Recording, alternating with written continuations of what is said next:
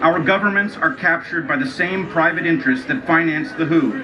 Our only remaining influence over this well-sealed system of profiteers is to deliver our response in the streets, which is why, Mr. Director, I have traveled thousands of miles to give you your answer. We, the informed citizens of the world, do not consent, and we will not comply.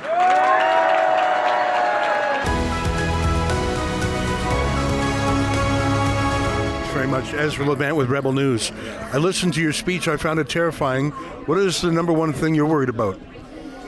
Well, the number one thing I'm worried about is that the population of the free world has grown so used to the ineptitude of bureaucracy that it doesn't understand the danger of what is being contemplated at the international level, and that we have never seen before our national governments effectively hand over their power to unaccountable international bodies in order to negate the protections in our constitutions.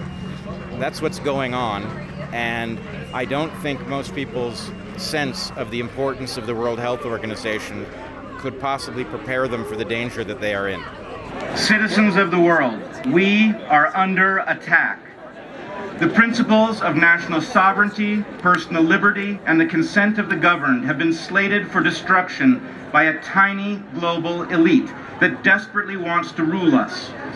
They aim to dictate what we are allowed to do, to say, and to think, to control where and when we may travel, what drugs and injections we must take, what doubts we are allowed to harbor. What about some people in America who say we don't want the limits of our Constitution? The World Health Organization is a good way to, so that it's not an accident, it's on purpose that they want decisions made in Geneva or the UN or the World Economic Forum. Well, I would say I believe that some people do find the Constitution irritating and an obstacle to their goals, but that's what it was designed for. And the founders understood the hazard posed to us if these, in many cases, counterintuitive rights were ever to be lost, and they created a very difficult process for modifying the Constitution should we come to the conclusion that it was an error. And the only legitimate tool that those who find the Constitution inconvenient have at their disposal is to convince the rest of us to change it. So to the extent they wish to avoid that and abrogate it by going to the international level, they can go straight to hell. They want the ability to shut down discussion and to close down the channels we use to challenge the veracity of their narratives and the legitimacy of their power. In short, they are angry that we successfully pulled back the curtain during the COVID era, and they are itching for a rematch.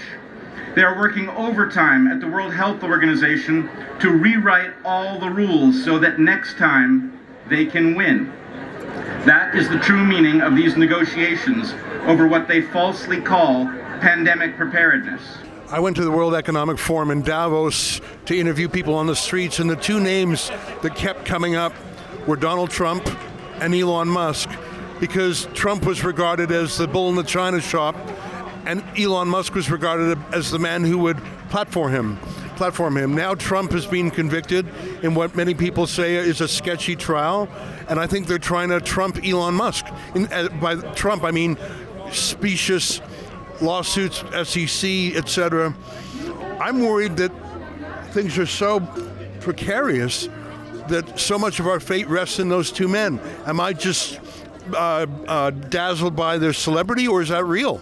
Well, unfortunately, our security does rest with a tiny number of individuals who have been willing to stand up against incredible odds. And while I'm not a Trump supporter, I do think that the courts are being wielded against him in an absolutely egregious manner, and that it tells us something about where we are in history. This is Banana Republic stuff. And if we don't want to live in a banana republic, we have to return to the standards in which we do not prosecute our political enemies in the courts. That's an absurd abrogation of our constitutional freedoms, and it has to stop. They are seeking an unprecedented level of control. They must fail, and they will.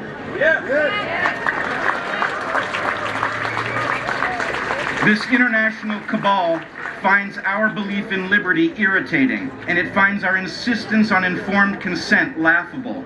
So it has targeted our national sovereignty from above. Our nations are to be subordinated to an opaque international superorder with veto power over our rights and our liberties as citizens. We are to be controlled by a mechanism placed out of reach of any check or balance we might hope to employ.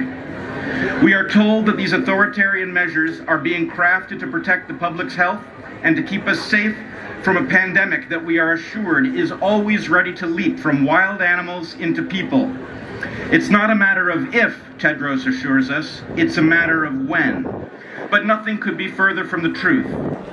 One last question. You're very generous with your time. Thank you.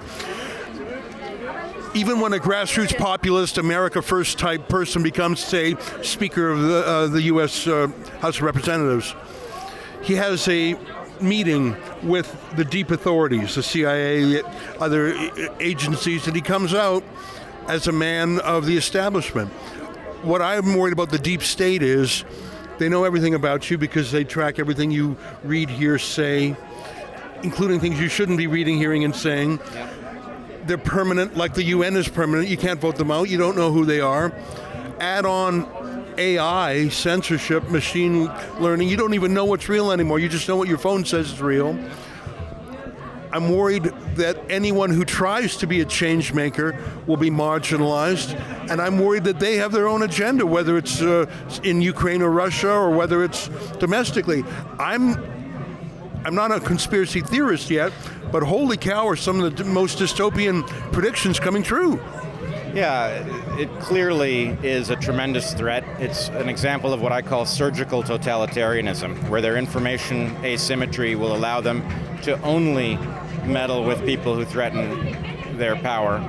And my biggest concern, actually, is that the people who are orchestrating this are arrogant, and they don't understand that the world that they imagine they want is not a real place. And if they attempt to create it, they will create hell not only for us, but for them. So they are depending on us to win as much as we are, and they just don't know it. So it's time for them to wise up and wake up and join humanity, because we actually live on a tiny speck of dust in this universe, and we have to manage it collaboratively. They're not doing their job. These labs are part of an undeclared Cold War of which the citizens of the world are barely aware. The damage done to the world over the last 4 years should make the danger of enhancing human pathogens obvious. The fact that our leaders refuse to discuss the weapons research that produced the COVID catastrophe is powerful evidence of how cynical those leaders have become. If the international community was serious about protecting people from infectious disease, instead of planning to lock down, censor, and inoculate the world, it would focus on two things. First, it would focus on basic measures to increase innate resistance to disease, like improving food quality and reducing vitamin D deficiency. Give me one hopeful thought, one observation, one anecdote that makes you feel like there's a chance. Well, we won. Not every battle, but during COVID, their narrative broke.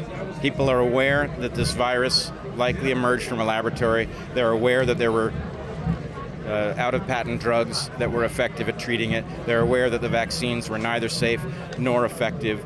So they lost on every count. Their narrative broke. And that happened because courageous people spoke in public about it, and the audience was ready to listen. So that tells you that there is still a tremendous amount of power in the population, and gatherings like this tell us that people are willing to come out and be heard. It would focus on shutting down the labs that weaponize pathogens and place us all in jeopardy of laboratory leaks. When we began to spread the word about the WHO's obscene power grab, the Director General released a statement. He said the unprecedented concentration of power under consideration at the WHO was not a breach of the sovereignty of our nations. He called that misinformation, because, he argued, our democratic governance would be working on our behalf to hand veto power over our rights and liberties to the Director General. The absurdity of this is obvious. What's the best way for people to follow your thinking and follow your work? Well, they can find me at the Dark Horse Podcast. They can find me on Twitter at Bret Weinstein with one T. And they can read A Hunter-Gatherer's Guide to the 21st Century, the book Heather and I wrote. Thank you so much for taking your time. Thank you. Our governments are captured by the same private interests that finance the WHO. Our only remaining influence over this well-sealed system of profiteers is to deliver our response in the streets, which is why, Mr. Director, I have traveled thousands of miles to give you your answer. We, the informed citizens of the world, do not consent, and we will not comply.